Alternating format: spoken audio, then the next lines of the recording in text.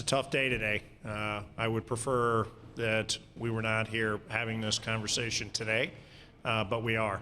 But sometimes through difficulty arises great opportunity. And this is not only a great opportunity for the Toronto Maple Leafs, but I think the right opportunity for both Brendan and for our organization. It's no secret to those that have been around this organization the last year, we're big on character. I spend a lot of time talking about culture and character. I'm very proud of the job that Masai and his team have done with what's happened with the Raptors and obviously with TFC. Although it's a work in progress, it's a different soccer club today than one last year. And I think a lot of that is the commitment we made to create the right environment, to hire the right people, to create the right culture. I'm not sure the Leafs have it. This is something that these two gentlemen now are going to have to work on. But I definitely sense that we lack an identity. And right now we're a team that lacks a direction. And we want to change that. Last summer, when we added some term on to Dave's contract, Dave and I had this conversation. So for those of you that think this is an assessment or a knee-jerk to what just happened this year, you're wrong. It's not. This was something we discussed and agreed to last year. This was in the org chart last year. And to Dave's credit, he understood that I felt like this team and the magnitude of the Leafs and Leafs Nation was such that we could use some additional leadership, we could use some additional thinking, we could use some additional experience. In particular, he knows that I wanted to find somebody that became the culture, the heart and soul, and the character of this organization. I'm not a hockey guy, and I felt it important that the leader of the Maple Leafs on a day-to-day basis should be a hockey guy. So we knew this is something we wanted to do. The board had full approval and knowledge that this was something we wanted to do, but we all agree we had to find the right person because this is someone that will take us, we hope, for the next 20 years. It was difficult as we went through the timing for Shanahan in particular, because once we engaged in that conversation, we understood that we had to make a quick decision and he had to make a quick decision. There was a perceived conflict of interest based on his responsibilities with the NHL, and we wanted to make sure that we got in and out as quickly as possible to make sure that we didn't put anybody in a bad place. I want to in particular thank Gary Bettman. He not good timing, and I'm the first to admit it. Both Larry Tannenbaum and I had conversations with Gary. We didn't mean to interrupt the flow of that division and what they're doing on a day-to-day basis, but he understood this was a moment in time for us that was the end of the year, and it was critical to find the right person to ultimately lead the charge and be involved with Dave on the decisions that need to be made for this team. And again, I apologize to Gary and his team for disrupting the player safety and the hockey operations side, and I compliment Gary on being supportive, but he wanted it swift so that we got out of the middle of a conflict, and we made it quick. Shanny and I started talking about a week ago. We visited in person over that period of time and talked a lot about the opportunity here, the potential here, and he knows as well as I do, as well as Dave does, the potential in Toronto, if we get it right, is unbelievable, but we have a lot of work to do. We spent a lot of time talking about his relationship with Dave, and I'm extremely comfortable. You guys spin it any way you want, try to create chaos if you want. I don't think that's going to happen. I think we have two gentlemen that have been involved in this sport for a long time. They've known each other for a long time. They will work well together, and if we have disagreements, the disagreements will be resolved very quickly within the organization. This isn't going to tear the organization apart. This is going to make the organization a better place. So why Shanny? I look at his track record. I look at his accountability in his career. To me, the most outstanding statistic, if you look at his career, is not the 3 Stanley Cup rings, but in 21 years, he made the playoffs 18 times. And the majority of those 18 times, he wore the C or the A on his sweater. He knows about leadership. He came from some of the great culture organizations in the NHL, in particular, learning under Ken and the Detroit Red Wings and under Lou Lamoriello and New Jersey Devils. He was like a sponge, and he took it all in. And then he spent 5 years in the NHL devoting himself to trying to make the game better for the players, for the fans, and for the league as a whole. and I think he did an outstanding job in a thankless position. He knows the GMs. He knows the game. He's probably watched more games than anybody in this room. He is a guy that is not just a student of the game and a fan of the game, but he's an architect of the game, and that's what we needed here. I like his passion. I like his work ethic. I like his analytical skills. I like how he doesn't knee-jerk, and I like in particular that as a young man that grew up in Toronto, following the Maple Leafs, cheering for the Maple Leafs, he wants to come home and do something very special for this city. He also doesn't understand the hard work we have before us. We have hard work to do. The fact that we're sitting here one day removed from the season ending is an indication of the hard work we have to do here. Finally, I'm excited about the fact he's made a long-term commitment here. He sees this as an opportunity to build a legacy, to build a tradition here. We're going to give him full authority. Everybody on the hockey side and everybody on the business side for the Toronto Maple Leafs reports into Brendan Shanahan. He's the boss. I'll support him 100% and do anything I can. The board will support him 100% and do anything they can to give us the success that we ask for here. And I'm absolutely convinced that by adding him to this team and by putting him together with Dave Nonis, we have as good a management team and as good a brain trust as you could have now to get this right, to make sure that we don't have further conversations about culture, accountability, or discipline. So without further ado, please let me welcome the new president of the Toronto Maple Leafs, Brendan Shanahan.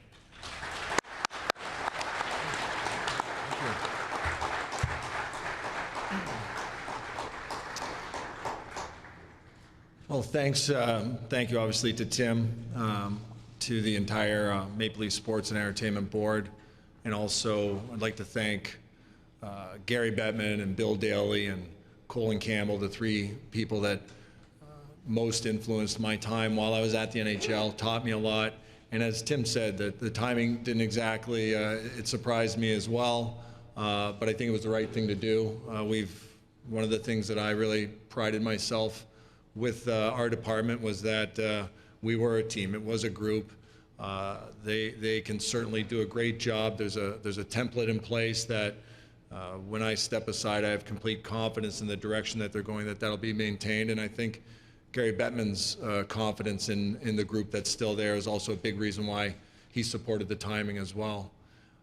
You know, I thought a lot about coming in here today, this specific moment, and you know, I just want to say that I recognize it doesn't really matter to a lot of people where I'm from, how many championships I was able to be a part of as a player, the teams I played for.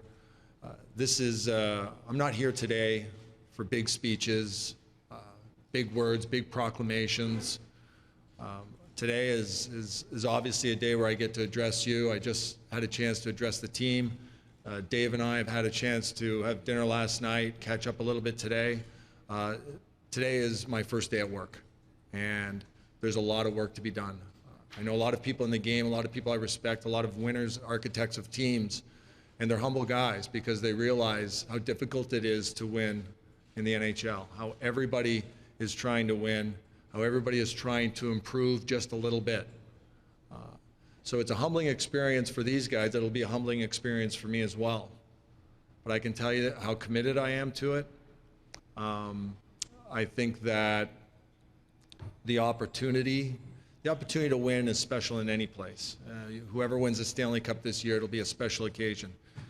I recognize, and everybody in hockey recognizes, what potentially it could be like in Toronto. I had a great experience at the NHL, despite what you may think of my old job. But this was an opportunity, after speaking with Tim and knowing the support and having a relationship with Larry, knowing somebody like Dave was in place here, who I trust and who I've actually watched from afar and admired the job he's done in a very difficult situation. And I was really, really looking forward to coming here. That being said, again, this is the time for me to start learning about the organization from top to bottom. It's a time for me to listen, to learn, and get to work. And that's all that's really worked for me in my career. It's what's worked for me when I was done playing hockey, and that's what I intend to do here. So thank you. Thanks, Brian. So,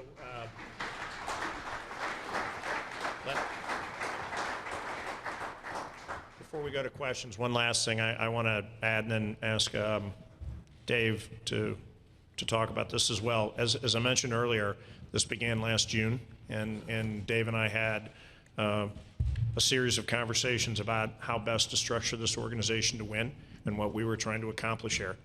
And throughout it all, he's been very supportive. I went to him a while back and said, "What do you think of Shanny?" He was very supportive. Not much we could do at the time. We had to wait. He occasionally would come to me and go, "How's that going?" And, "Man, you're a little slow." And I told him we'd have to pick and choose our time and be patient and ask for permission from the league to have the conversation. But I want to thank him. It's not always, it's a bit unusual to be in a position where you have a GM and he's helping me choose the guy he's now going to report into. But he understood that the combination of these two personalities and experience will make this a better organization. So I want to thank Dave. I want to make sure people understand that this is not a judgment on him at all, and this is what we plan to do from day one. He was involved, he was supportive, he was a little impatient, but he understood the timing issue. Mr. Nunez? Thank you. Yeah, first of all, thanks for coming. The last week has been difficult for a number of reasons. Obviously, the most difficult part has been the play of our team and where we ended up. The second most difficult part was not being able to comment on what was happening and Shanny coming in here today. And it was difficult for the biggest reason it was difficult was that people wanted to make it a negative. They want to spin it as a failure of the organization and a failure of people that are here. And it should be the opposite. You know, being able to add a person like Brendan with his track record, his knowledge of the game, his desire to be here, I'm not sure how you can put a negative spin on that. I'm sure someone will try, but I'm not sure how you do it. And Tim is right. We started talking about this last summer. It wasn't specific to one person. It wasn't specific to Brendan. A couple weeks ago, Tim did come to me and say, "What do you think about this?" And again, my reaction then is the same as it is today. How can that be a negative for the Toronto Maple Leafs? I think it's going to be a great situation for everybody here. He's going to add a lot to our organization. For me, it's a person that that obviously you can work with, that's been there, that's had a chance to win championships, that understands the league. Being at the league is, he will both tell you, is invaluable.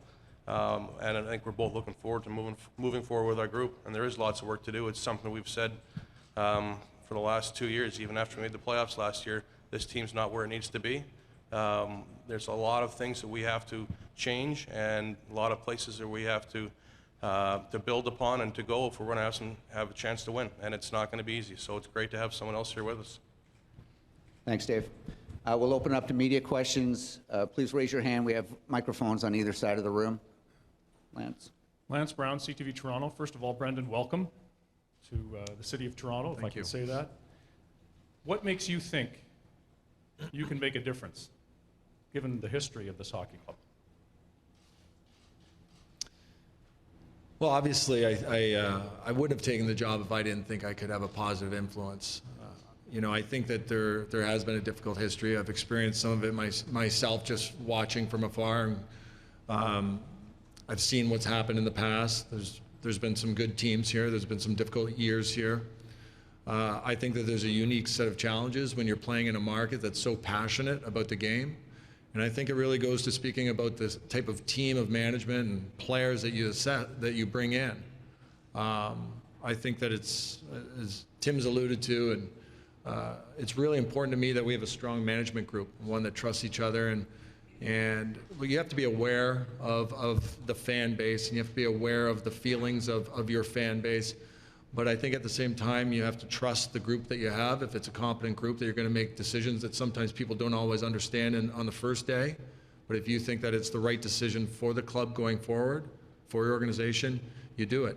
This is a place that, obviously the passion is so high here that when things go poorly, it could have a negative effect. But I'd like to think that if things are on the right track, it actually can be a great influence and have a great effect. So I'm confident in that regard that we're going to start building. And again, like I said, there's a lot of work for me to do right now. I can't tell you, I'm not going to get specific about the team or anything like that, but I see unlimited potential. We've got great ownership here. We've got great leadership here that are willing to do anything. And again, getting back to what I said before, nothing we say here today matters. It's about the work we put in. It's about results. I mean, that's really what it speaks about. We need to have results here. Thank you. Brendan, you've won championships, so you know how difficult it is. We just left the locker room of a non-playoff team where player after player came out and said, we have a good group here, we have a good team. They don't seem to understand that they don't have a good group and they don't have a good team. How do you make them understand the work that needs to go in to being a champion? Well, I think you look to make improvements. I do like a lot about this group. They're from an outsider looking in, and there's some really good pieces that a lot of teams would covet. A lot of other people would. There are other situations certainly that if Tim had knocked on my door and said, "Come take this over," I might hesitate. There's some great aspects to this team. I think that obviously on any team, whether you didn't succeed or even had a lot of success, there are going to be changes every single year. Whoever wins the Stanley Cup this year, they will sit around afterwards and sit in the locker room. They'll be a lot happier, but they won't be bringing back the same group. So I think that you start by looking for ways to improve them in small increments. And if you have an opportunity to make improvements, you make them. Brendan, Adam Pro from the Hockey News. Just curious, you came from a couple organizations that have been historically pretty great at developing and drafting players. This organization doesn't have that history, at least in recent memory. How crucial is it going to be for you to really ramp up the production that you get from your scouts? Wow, I don't think I would be unique in saying that scouting is very important. I'd also like to remind people that I was around, when I first arrived in Detroit, they were not referred to and talked about the way that they are now. They were the team that disappointed. They questioned the team's leadership, whether or not they could win the big one. So I'm just saying, sometimes success is around the corner. You make some tweaks, you make some changes, you develop, you build, but you have to earn that as a player. And I think as a team and as a player, what you want to be able to do is just put yourself in a position where you're one of the teams year after year that has the potential to win. You need all the other things that go in place, breaks and luck and health and things like that. But what you have to do is you have to build an organization and a team that at least is in a position where they're one of the teams contending. Pierre? Pierre LeBrun, ESPN and TSN. My question's for Tim Lewicki. You said yourself, you don't see yourself as a hockey guy per se. Which people did you lean on in making this decision and identifying Brendan as the candidate?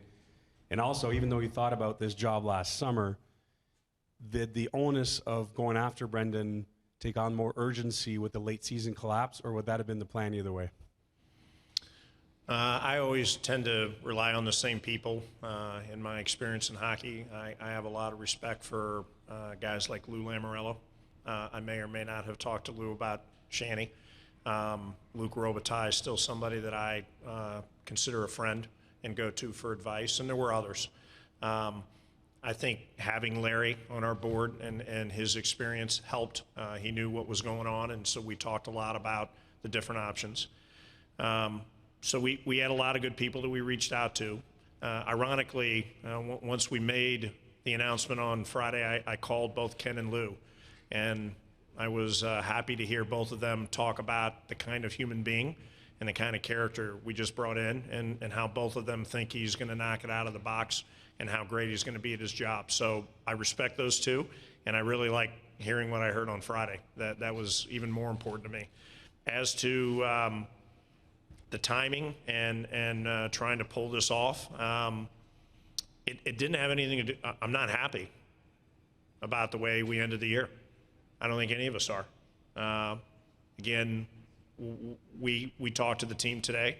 I'm not sure I gave them a let's win one for the Gipper speech today. And so they understand we're better than where we find ourselves today. They're better. And I expect these guys now to begin to work hard at trying to do what we have to do to make sure this doesn't happen again. But it wasn't that drove us towards adding this piece. We knew we were going to do this a year ago. We had to wait for the right person. And the uniqueness and the timing here had a lot more to do with if we didn't get it done now, we were going to have to wait until after the Stanley Cup playoffs. And for Dave, I think that was not fair. I want the two of them to work now towards the tough decisions that had to be made that are critical to this organization going forward. And it was important, and again, Dave agreed. Getting Brendan involved now on a review of the team, a review of the management, a review of the coaches, a review of players and who we keep and who we don't keep, and where we go from here, who we recruit, who they go after as free agents. I kind of like our odds with these two guys now. And so selfishly, we wanted to make the move more because of his timing than our results. Questions for Tim? Greg Brady from Sportsnet 590. 11 months ago, with deference to Dave's hockey acumen, Brendan's hockey acumen, 11 months ago, you made Brian Colangelo the president of the Raptors. You brought in Masai Ujiri very successfully as general manager. That lasted 5 weeks. This is a real softball for you. Why will this be different than Brian's relationship with Masai? Last time I checked, I didn't have to fire Brendan. So I think that's that situation. We were trying to pay respect for Brian and find a role for him in the organization. It didn't work out, and I think that was in his best interest and ours. And I thank him to this day for the core he gave us. But it was Masai's team. It was absolutely his direction. It was his culture. This is Brendan's team. It's his culture. And at the end of the day, he makes all the decisions, and we're going to support that 100%. I'd go back and say I think the more relevant comparison there is he's Masai. And like we've done with the Raptors, and I believe the success that we've had because of that cultural change and bringing in new fresh eyes and new fresh management, I think we're going to have a lot of that with Brendan looking at things differently from the outside and trying to help Dave as to where we go. The only thing I find comparable there is the fact that, like Masai has done with a cultural change with the Raptors, we now try to do the same with the Leafs, and we need it. Dana McKeel from Rogers. Question to Dave. What's your assessment of the coaching staff and the players at this time? You know what? Brendan and I both have talked about this over the last 24 hours. I don't think it's the appropriate time to give an assessment of players or coaches. I think it's important now we step back and have a thorough review of the entire organization, coaches included. We'll do that over the next couple of weeks. I think Randy Carlyle is a good coach. That's as far as I'll go. And I think that we have, as Brendan said, we have some quality players. It's hard not to, and we should look at this as failure, as a negative day, at the way this season ended. And it's very easy to stop there because we all feel that negativity. I also believe when you look back, if we take the appropriate time, we're going to see some things that we're happy with in this group too. And you don't want to throw the baby out with the bathwater.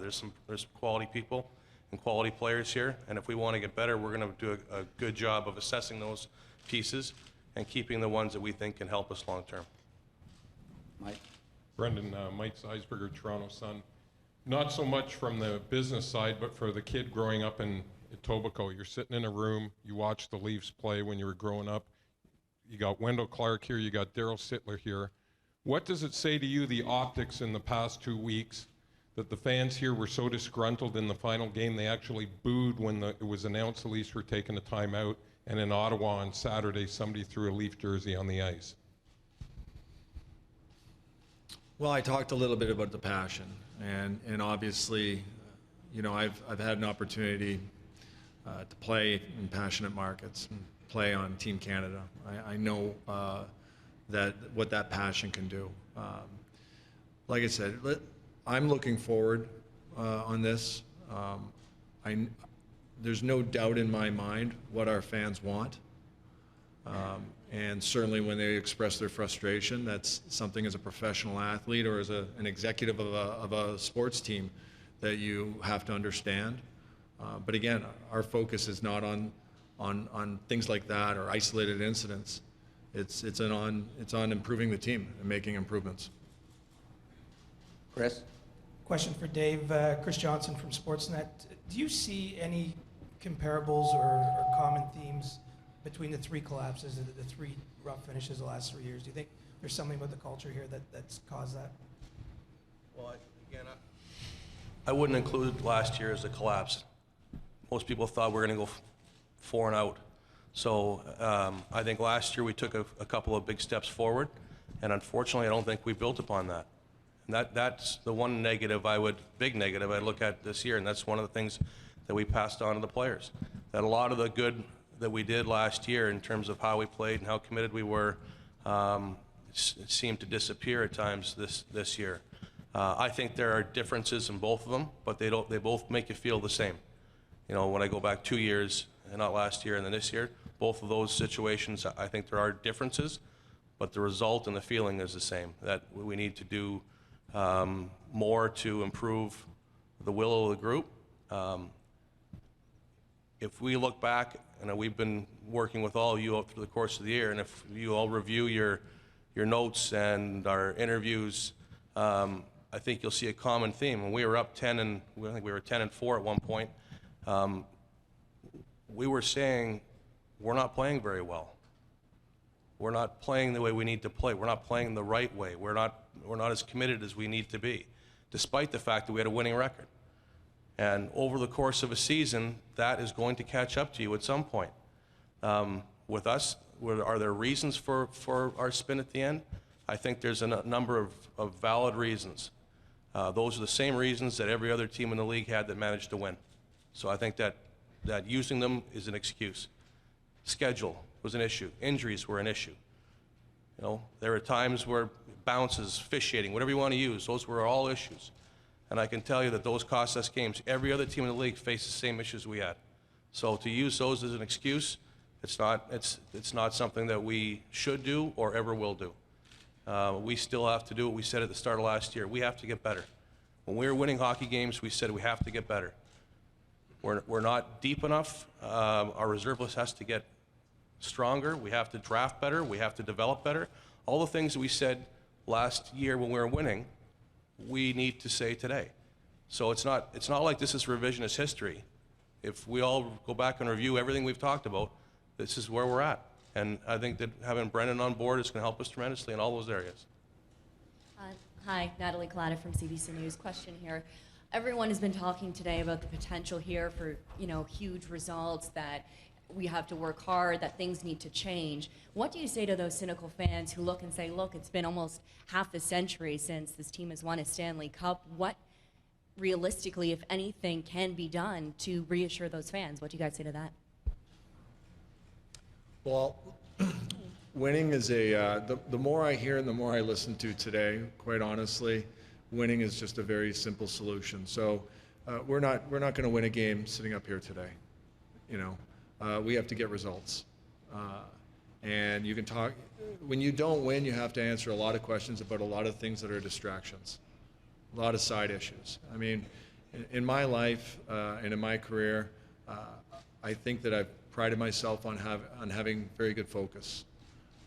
And so again, you set yourself up in a situation like this.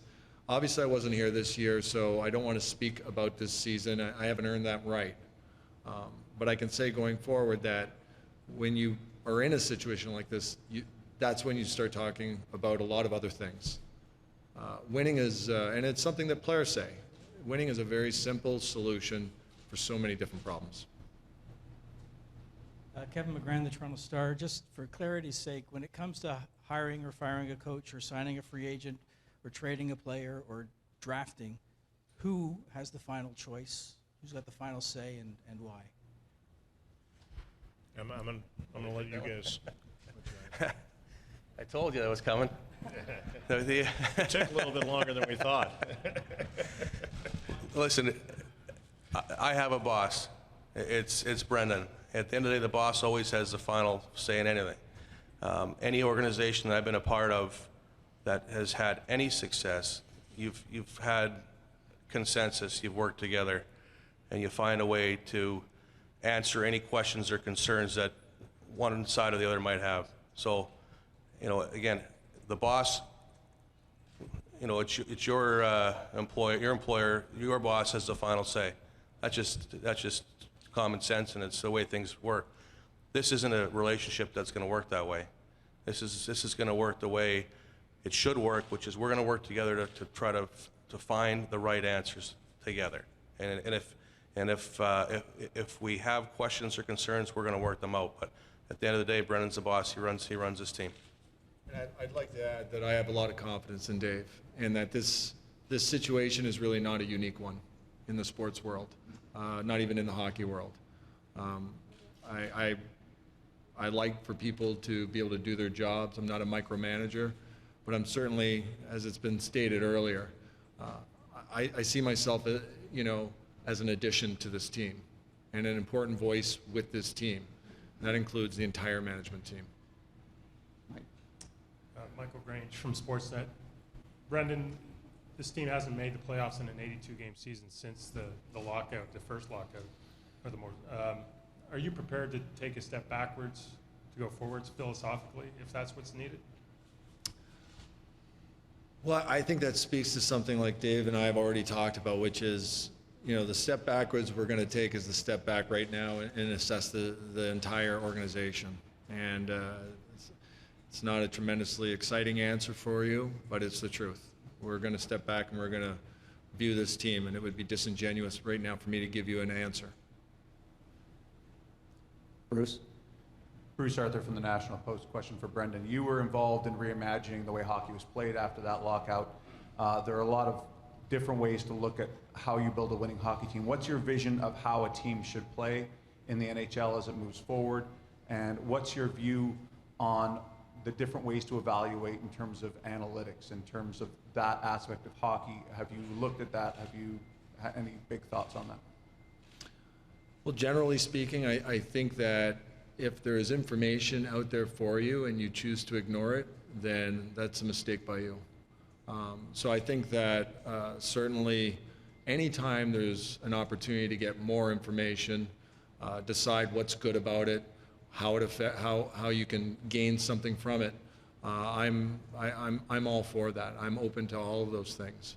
So again, it steps back to you know, Dave and I are going to talk about this thing, or we're going to talk about our team. We're going to talk about how we see the best way to play for our team going forward. And as far as information, you know, I am not the type of person that is, I have a sense of tradition and history about me, but I'm also, I think for those of you who know me, I'm open to new ideas, new ways to look at things, and always open for anything that might improve our chances of winning. Your vision for how hockey should be played to win in the league right now. Do you have a team in mind, a model in mind? You know, the only team I have in mind are the Toronto Maple Leafs. I'm not going to talk about other teams right now. I think that it's important for us to assess what we have here, what we have coming up, and I think that's an organizational thing. It would be presumptuous, it would be premature for me to tell you right now where we're going to go. We have to talk about this as a team with Dave and the guys that work with Dave. We're just going to take 3 or 4 more before we do a photo op. All of the participants will be available for scrums immediately after we do a couple of live hits here. Rob? Brendan, Rob Longley from the Toronto Sun. As a player, you were able to exert your leadership in the dressing room by being a hockey leader. How will you be able to do that from the boardroom as a general manager? How will that leadership translate to the players of today? Well, you know, hockey players are astute at watching the people around them, and all the things that you ask a hockey player to do, if you're not doing them yourself, committed, dedicated, hardworking, focused, disciplined, if you're not doing it yourself, it's very difficult to ask them to do it as well. So it's about performance. I'm going to expect our players to perform. I'm going to expect our management to perform.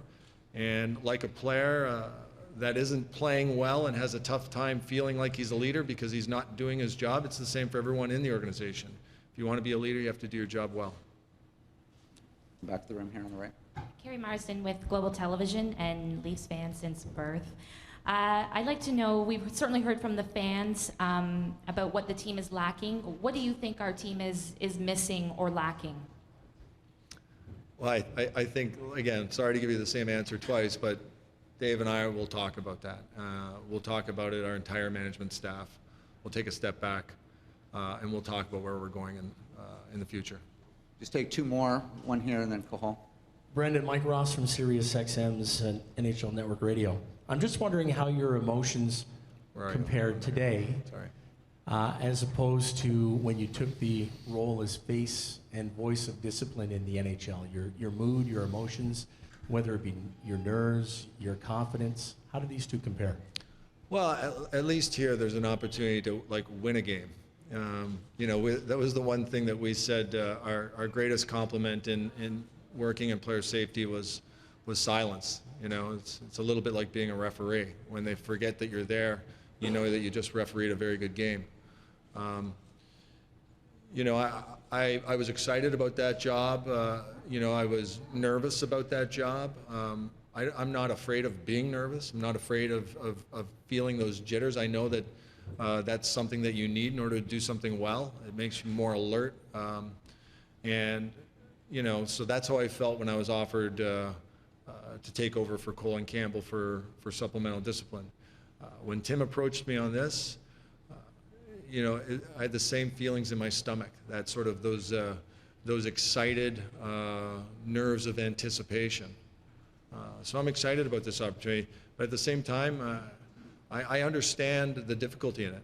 And I mentioned it earlier, and I'll mention it again. There are a lot of really astute hockey people that I have a lot of respect for in the hockey world that have called me to offer me some advice. And, what they say is it's a humbling job, and it's a very difficult job to improve your team in small increments. And every once in a while, someone will hit a home run, but I think that their advice to me was to just continue to look for ways to improve. Brendan, Carl Kelly from the Globe and Mail. I'm sure during the course of your discussions with Tim Lewicki, you talked a lot about culture. What's your initial assessment of what is wrong with this one, and how can you change it in the short term? I haven't been around long enough to really speak specifically about that, and that's where I'm going to rely on Dave and the team for the next little while. It's the same answer, but it's truthful. I have to learn a lot. From the outside looking in, everybody can have sort of an idea or an impression, but I have the opportunity not to be on the outside looking in. I have an opportunity to get on the inside and look deeper. So we'll make those assessments once I'm on the inside and once I'm getting more of that information.